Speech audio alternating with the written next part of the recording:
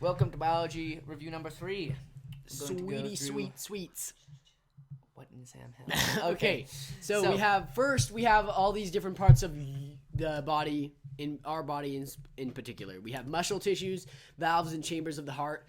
This is basically pretty simple. You don't need to know every little detail about the heart, but you need to know there's the right atrium, the left atrium. Yeah. Make sure you know that there's their opposite when you're looking at a paper. I just remember they're opposite. I don't even try to think about it. I just remember that the right looks like the left, because they're thinking about it as though it's in the person. It's in the person.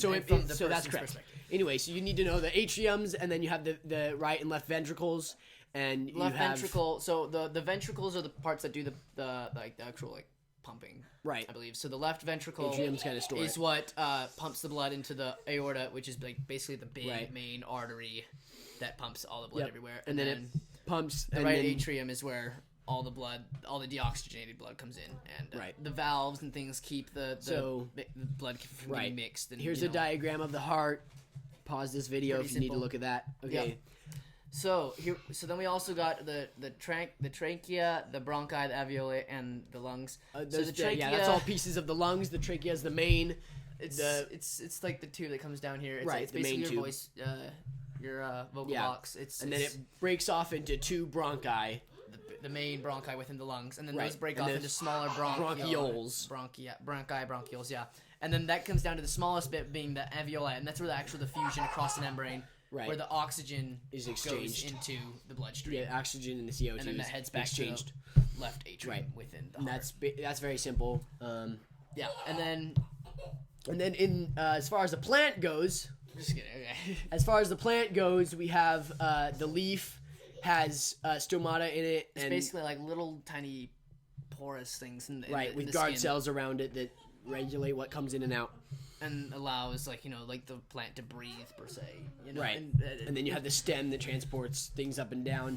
You have xylem, which carries water, phloem, which carries food, nutrients and things like that. So my friends would say, feed the phloem, water the xylem, feed the phloem. That's what they'd say. Yeah. There you go. So, and then that's basically pretty. And then the xylem and phloem are transported through the plant's veins throughout the plant. Mm-hmm. Then you have the roots of a plant, which basically absorb up water and different minerals from the ground, and that's part of the whole xylem and phloem thing, mainly phloem. Yeah.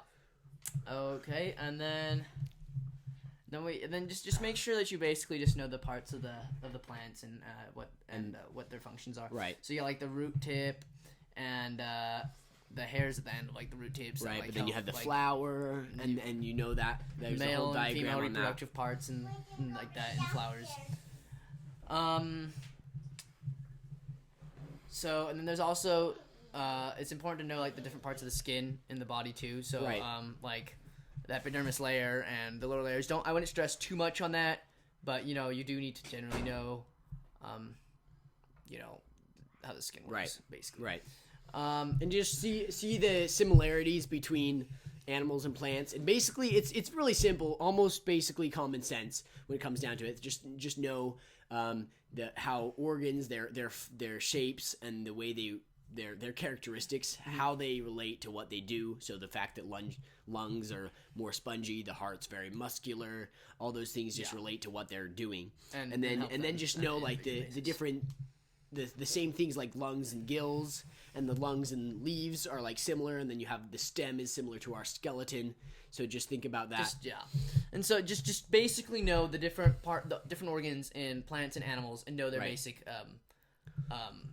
functions. Right. Just know that. And I think there's 11 body systems that we really went over this year. There are actually more, but those are the basic ones that we went over. I would digestive, know those, respiratory, circulatory, immune, integumentary, nervous, skeletal, muscular, endocrine, and excretory. Yes, I believe that's all of them. More common sense. Just know how functions of each of those systems relates to each other.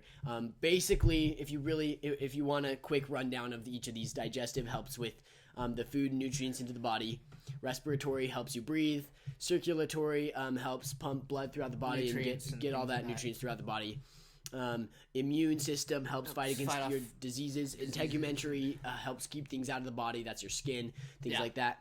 Your nervous system sends signals, controls your body. Brain, Skeletal gives your body structure, stores phosphorus and calcium. Move, and Muscular allows you to move. Endocrine system regulates your hormones and your hunger, your sleep. It's like another way. It's like the nervous system's like transportation of information and things like that. The endorphin system's almost the same thing. It's just endocrine, different. Endocrine, sorry. Endocrine, I don't know why I said and then the excretory system gets rid of wastes. So you have that's the basic outline.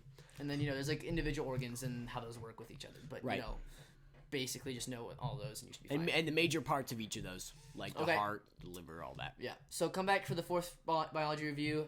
After that one, I think we're gonna have a quick breakdown of all of some of the vocab we haven't already gone over, and then after that we're gonna be done.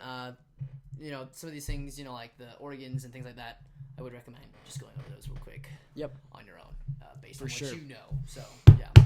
Okay. See you then. Dude, we're gonna ace this test. Heck yeah.